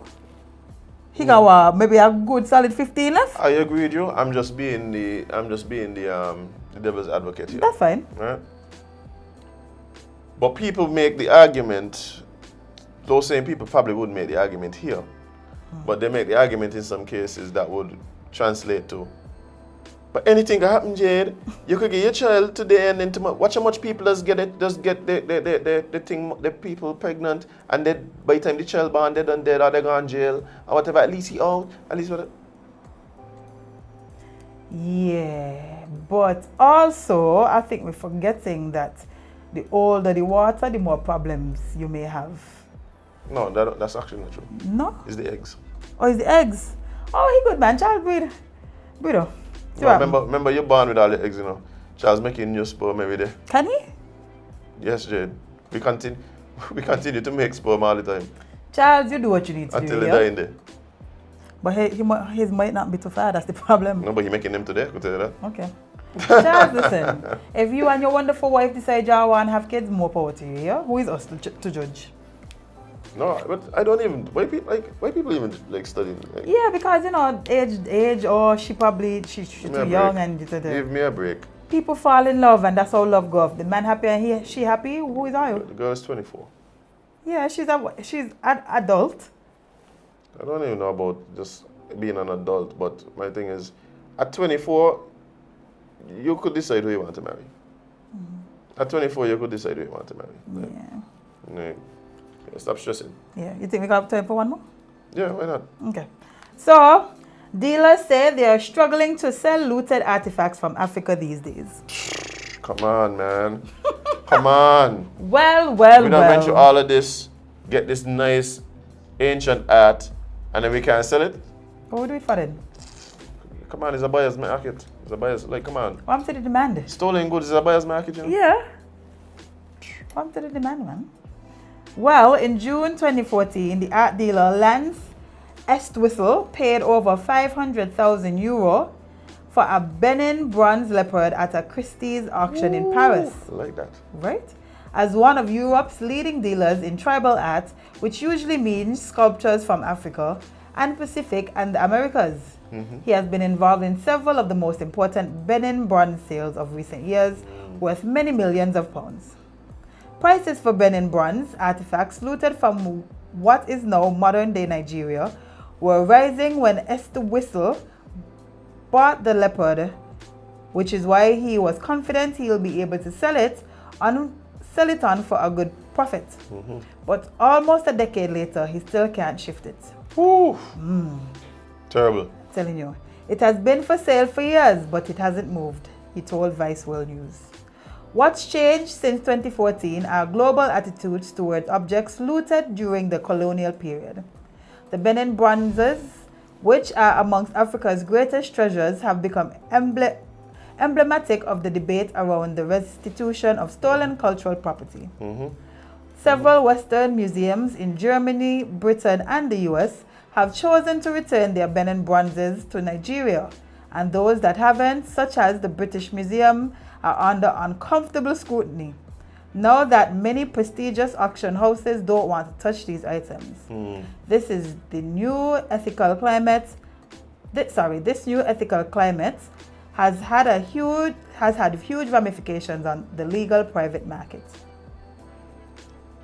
People's concerns are that this is an asset that is going to diminish, as Swissel said. It is definitely not as easy to sell objects linked to 1897, even if their legal status has not changed. Right. One of the things too, like I know a person who has some of this type of art, and one of the things that he told me about it too is that his concern is that, for instance, the Nigeria government, whoever might make a big stink about it and want to purchase it. He suspects that what might happen is there's pressure on owners to sell their art back to the rightful owner? The place that they came back. from? So, for instance, I'll get to that part. Yeah. Oh. So he'll be under pressure to sell it back to, for instance, the government of the country where it might have originated. And he says, well, you know, they probably will just pay you at cost, right? The thing for him, though, is he is a true art collector, appreciates the art. And the fear is that it goes there and they don't have proper ways to care it. Facilities to take care of it. No, one of the things, not only take care of it, but there's that it doesn't get appreciated, right? Because part of it is that there's this outrage about it, but half of these people have never gone to a museum. So a lot of people, so for instance, I'll give you an example. There are a lot of people who would have these conversations that we're having, but they would go to New York, they would go to Atlanta, they'll never go to a museum. They'll go to France, never go to the Louvre. But then have all this outrage about the way art is and whatever. They have no real appreciation for art. They just want to be a part of the conversation because being outraged is popular. But should that be the decision of the person who has this art, knowing that it does not belong to them? He paid for it. So it does belong to him. He paid for it. So, for instance, he has all his paperwork. He has all, for instance, what if the family of Picasso decides, oh, we want back the painting? Does they just go, no, this is a bit different because the idea is that a lot of this was stolen. That is what I meant. Right, so a lot of this was stolen from the original like creators and whatever. If it wasn't stolen directly from a creator or someone who owned it really, it was stolen from the continent, right? So what happened a lot of times is these things might have been housed in government buildings and this kind of stuff where it was kind of there. And colonialists came and, oh, look at this, it's interesting. Oh, this is so pretty, let's take pack it. Pack it up with some hair, send this back to England, send this back to France, send this back to Denmark, wherever, right? And then from there it entered into like the art market and so forth and so forth and so forth, right? So that whole thing. So I told him my position was, if that is to happen, I need to stop letting people message me when you're talking because you just end up like laughing in the middle. Because somebody said, "Not me, babe. I will visit museums." Some people will, but yeah. So it looks like what happened. I tell him, I said, look, the truth is that you might have acquired this legally with the intention of appreciating it, displaying it in a way that brings honor to it. But one, the person who you bought it from may not have acquired it in the same way, right? Two, you displaying it, whether it is in your house or in your select exhibits, it limits the people that are able to enjoy it. So the people who come from that place, they're not coming to your house to see it. No, you Right. have a piece of their history that they are unable to Right. indulge in because Right. you have it in your house Yes. and whatever. Right. So I say, as much as your intentions might be pure, that doesn't negate the fact that there's this service, that there's a service that was done. Yeah. So how do we handle that? It might not be paying you at cost. It might be it might be paying you a market value. It might be, for instance, allowing you a certain level of access. So maybe you still own it, Yeah, but it's but not in your house. but it's displayed at this place, whatever, right? So like there might be ways to work out that type of thing, whatever. But that is a very tricky thing. Now the museums I have an issue with because, well, museums aren't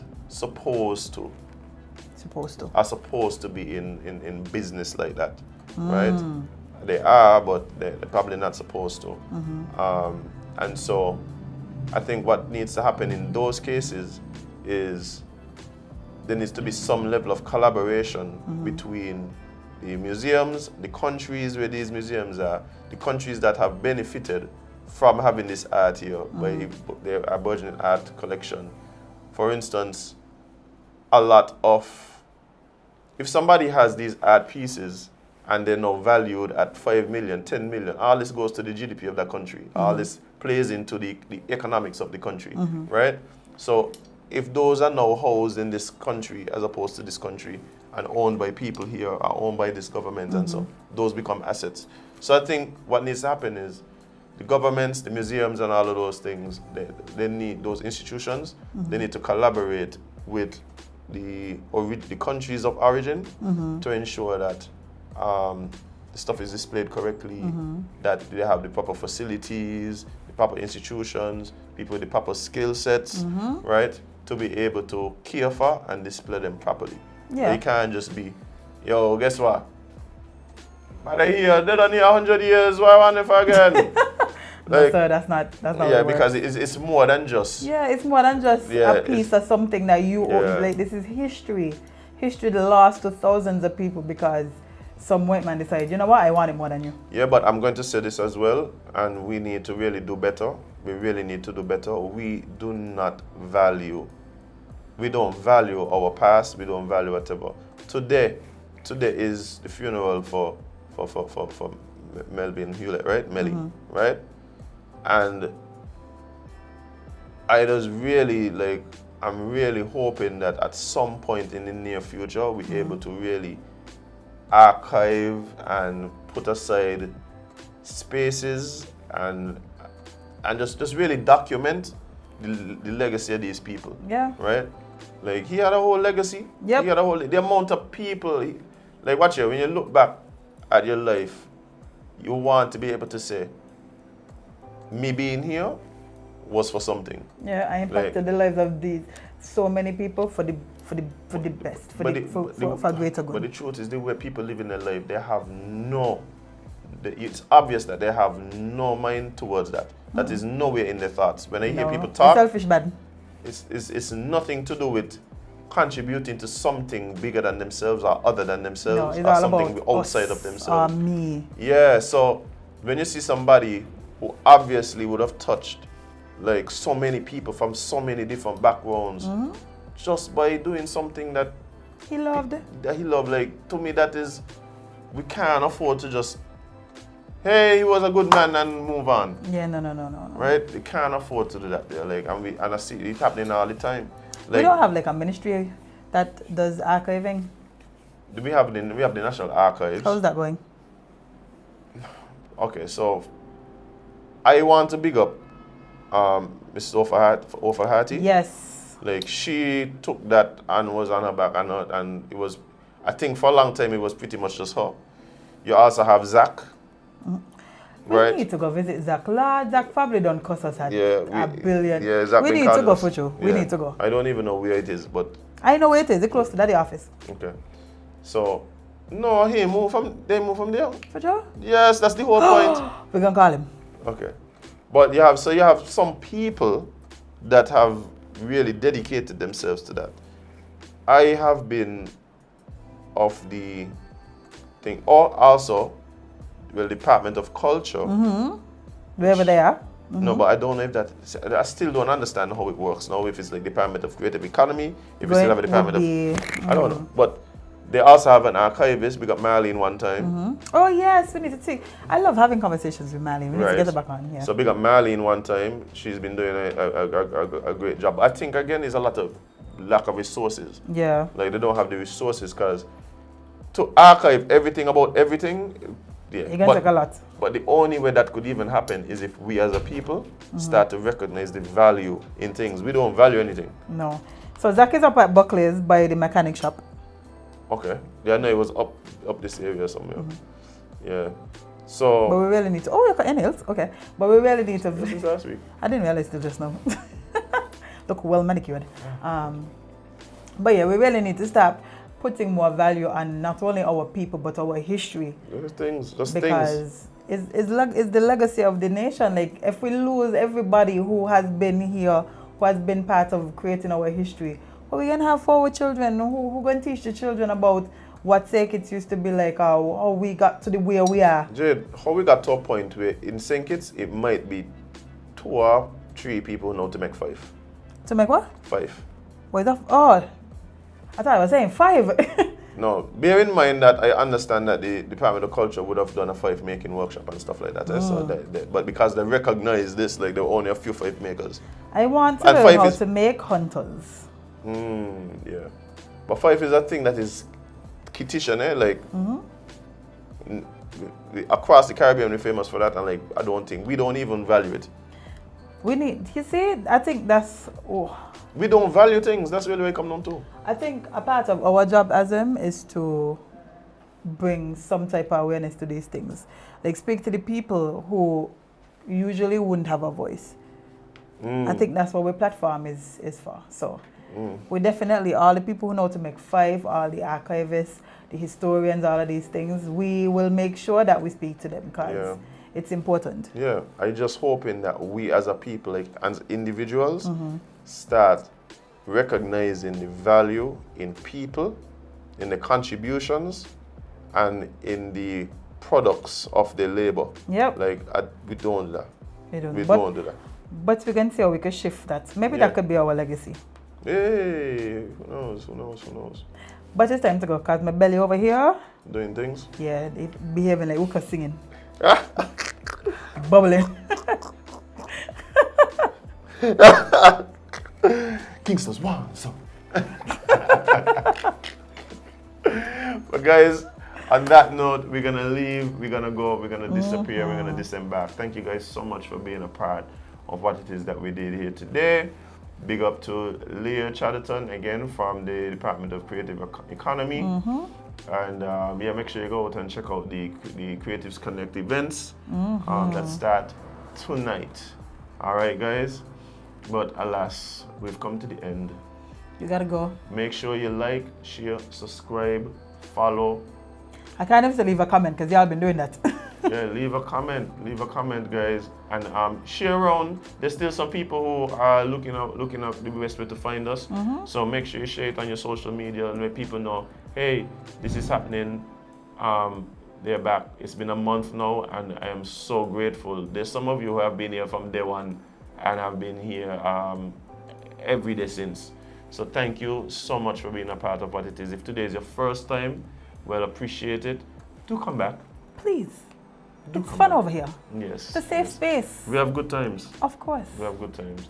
But yes, it's just really a sense of gratefulness that I want to put out because, like, yeah, it's a month and like that's not a small feat. No, and tell y'all bosses just turn us on. Oh yeah. Productivity will go up, you know. Hey, let me tell y'all something, right? I realize there's this trend now, like bosses trying to like back down on people in the workplace. So like, you know, they're telling you can't wear your headphones, you can't listen to radio. I don't want to be here. Y'all want me to be miserable too? Why are they doing this, Jade? One of our sippers tell us that they can't even, they went to the IT guy, say he can't comment. Like, what is my headphones going to, how is my headphones going to stop me from doing my work? Yeah. What do I need to be hearing? I'm behind a desk. Y'all want me to be bored While here, I don't want to be here. Yeah. I don't want to come. Actually, the problem is that we don't focus on on specific deliverables.